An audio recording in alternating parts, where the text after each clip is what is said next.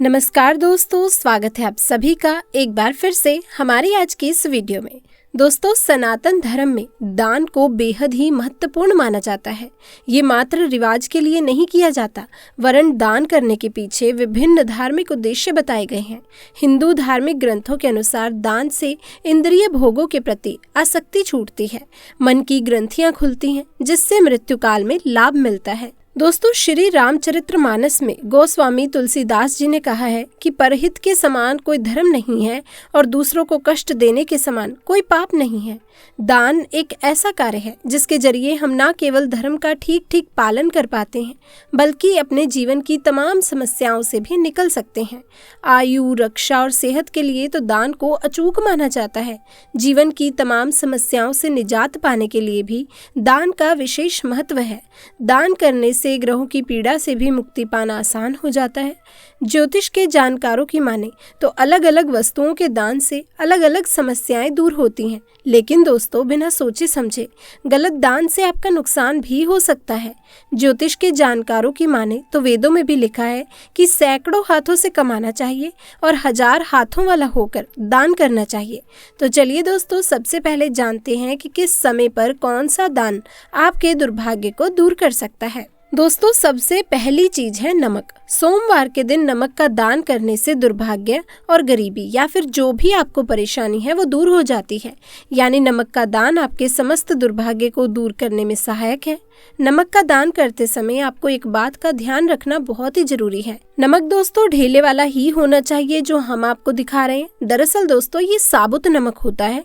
ये एक प्रकार का होता तो नमक ही है, जो कि गोल आकार में मिलता है, जिसे हम साबुत नमक कहते हैं। अगर आप इसका दान करते हैं तो सर्वश्रेष्ठ माना जाता है। पर दोस्तों, पैकेट में जो नमक मिलता है, जिसे आप भोजन बनाने के लिए इस्तेमाल करते हैं, वो नमक भी आप दान कर सकते हैं। नमक का दान सर्वश्रेष्ठ माना जाता है। अब दूसरा है गुड़ का दान। यदि आप गुड़ का दान करते हैं तो इससे आपके रिश्ते अच्छे होते हैं। अगर पति पत्नी के बीच मनमुटाव है या अगर आपका रिश्ता तलाक तक भी पहुंच गया है, तो आपको लगता है कि अब बात बनने वाली नहीं है, तो दोस्तों हम आपसे कहेंगे कि आप महादेव की शरण में जाएं। महादेव को सोमवार के दिन गुड़ जरूर अर्पित करें। दोस्तों, गुड़ का दान जरूर करें।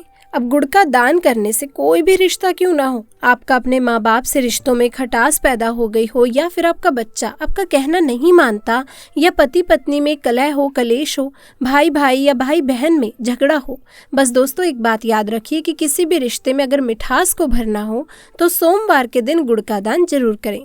दोस्तों, गुड़ और रोटी गाय को खिलाने से भी आपके रिश्ते मधुर होते हैं, लक्ष्मी की प्राप्ति होती है। तो ये काम भी आप कर सकते हैं। अब दोस्तों, तीसरी चीज है तिल। शिव महापुराण में वर्णित है तिल का दान करना। व्यक्ति का अगर आत्मविश्वास डगमगा रहा है, यानी कि आप कभी कभी देखते होंगे कि व्यक्ति के बहुत ज्ञानी होने के बाद भी उसका आत्मविश्वास उसका साथ नहीं देता। कभी कभी बच्चे पढ़ाई में अच्छे होते हैं, परंतु जब वो इंटरव्यू में पहुंचते हैं तो उनका कॉन्फिडेंस उनका साथ नहीं देता। जानकारी के बाद भी वो वहां से खाली लौट आते हैं, हार मान जाते हैं। तो दोस्तों, इस स्थिति में सोमवार के दिन आप तिल का दान कर सकते हैं। इसी के साथ दोस्तों, आप काले या सफेद तिल का दान कर सकते हैं। अगर काले तिल का आप दान करना चाहते हैं तो शनिवार के दिन आप कर सकते हैं। ये दिन भी काफी शुभ माना जाता है। इससे व्यक्ति का दुर्भाग्य छू भी नहीं सकता। दोस्तों, अनाज का दान। अनाज का दान करने से मां अन्नपूर्णा आपका भंडार कभी भी खाली नहीं रखती। जैसे कि आप सभी लोग जानते हैं कि मां अन्नपूर्णा शिव शक्ति अर्धांगिनी है, मां जगदम्बा स्वरूप है, और उन्होंने भगवान शिव को ये वरदान दिया था कि जो व्यक्ति अन्न का अनादर नहीं करेगा उसका अन्न भंडार कभी भी खाली नहीं रहेगा। तो इस बात को आप कोई छोटी बात मत समझना कि अन्न भंडार खाली नहीं रहेगा। दोस्तों, आपके भंडार खाली नहीं रहने का अर्थ ये है कि आपका घर धन से भरा रहेगा।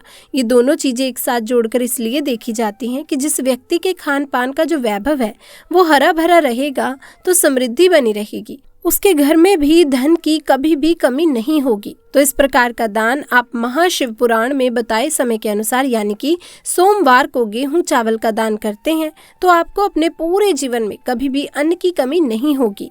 तथा गाय को सोमवार के दिन रोटी के साथ गुड़ खिलाने से कई हजार गुना पुण्य की प्राप्ति होती है। दोस्तों, इसे सर्वश्रेष्ठ माना जाता है। अब दोस्तों, सूर्य ग्रह को मजबूत बनाने के लिए रविवार के दिन किसी गरीब को आप 1.25 किलो गुड़ का दान करते हैं तो बहुत ही उत्तम माना जाता है। मंगलवार को बंदर को चने खिलाने से तथा चने का दान करना अच्छा माना जाता है। इससे व्यक्ति महाबली की कृपा को पा लेता है और उसका मंगल भी शुभ परिणाम देने लगता है। कैरियर में सुधार लाने के लिए बुधवार के दिन मूंग दाल, हरे रंग के कपड़े, सुहागिन महिला को चूड़ियां दान करना अच्छा माना जाता है।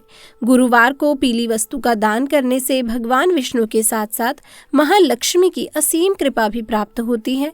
इससे व्यक्ति का बृहस्पति यानी कि गुरु ग्रह मजबूत हो जाता है और दोस्तों, गुरु जब मजबूत होता है तब व्यक्ति रंक से राजा बन जाता है। इसी के साथ शुक्रवार का दिन माता लक्ष्मी को समर्पित है। इस दिन जरूरतमंदों को सफेद खीर का दान करना अच्छा माना जाता है। इससे जीवन में धन की कमी कभी भी नहीं होती।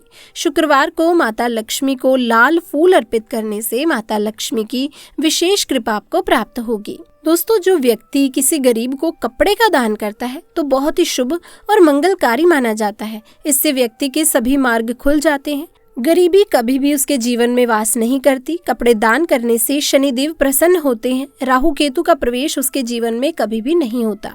बुध ग्रह शुभ परिणाम देने लगता है।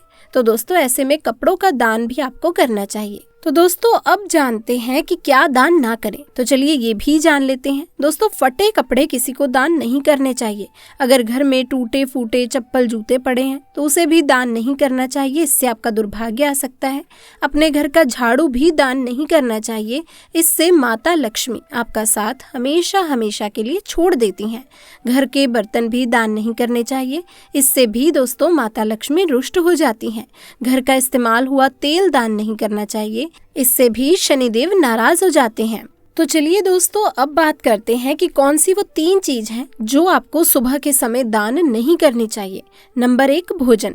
दोस्तों, सुबह के समय आपको अगर भोजन दान करना है तो ताजा भोजन बनाकर ही दान करें। कई लोग रात का बचा भोजन गरीबों को दे देते हैं। बासी भोजन जो अगर खराब हो गया है, ऐसा भोजन आप अगले दिन सुबह उठाकर अगर दान करते हैं तो दोस्तों आप पुण्य की जगह पाप के भागीदार बन जाएंगे। अब नंबर 2 पर है सुबह के समय अनाज का दान। कई लोग दोस्तों गरीबों को आटा चावल दान करते हैं, लेकिन क्या आप जानते हैं कि किसी गरीब को घर का अनाज देने से घर में सुख समृद्धि, धन दौलत सब कुछ प्राप्त हो जाता है। महालक्ष्मी और माता अन्नपूर्णा अति प्रसन्न होती हैं। लेकिन क्या आपको पता है कि सुबह के समय अनाज का दान सबसे उत्तम है। पर दोस्तों, अनाज का दान करते समय इस मंत्र का जाप अवश्य करना चाहिए। मंत्र कुछ इस प्रकार से है जो कि आपको 3 बार बोलना है। ओम विश्वने नमः, ओम विश्वने नमः, ओम विश्वने नमः। ये कहकर के श्रद्धा पूर्वक दान का समापन करें। दोस्तों, इस मंत्र के बिना अनाज का दान करने वाला व्यक्ति पाप का भागीदार हो जाता है, क्योंकि शास्त्रों में बताया गया है ऐसा दान विफल हो जाता है। अक्सर लोग दान तो कर देते हैं, लेकिन उन्हें उस दान का पुण्य प्राप्त नहीं हो पाता। असल में दोस्तों यही वजह है कि आप बिना मंत्र के दान करते हैं। इसलिए हमेशा अनाज का दान देते समय मंत्र पढ़कर ही दान करें। ये बहुत ही शुभ माना जाता है। आप इस मंत्र को मन में पढ़ें, सकारात्मक ऊर्जा की प्राप्ति होगी। व्यक्ति भी दोस्तों धन दौलत से मालामाल हो जाता है। अब नंबर 3 पर बात करते हैं तांबा। जिनकी कुंडली में सप्तम या अष्टम भाव में सूर्य हो, उन्हें सुबह या शाम के समय तांबे का दान नहीं करना चाहिए। आप दिन के बाकी समय में कर सकते हैं, लेकिन सुबह या शाम के वक्त ऐसा ना करें। तो दोस्तों ये थी हमारी आज की वीडियो, जिसमें हमने जाना कि हमें कौन सी चीज़ों का दान किस समय करना चाहिए और कौन सी चीज़ों का दान किस समय नहीं करना चाहिए। मैं उम्मीद करती हूँ कि आपको वीडियो में दी गई जानकारी अच्छे से समझ लग गई होगी। अगर हाँ तो दोस्तों इस वीडियो को जल्दी से एक लाइक कर दें। अपने दोस्तों रिश्तेदारों में इस वीडियो को ज़्यादा से ज़्यादा शेयर कीजिए।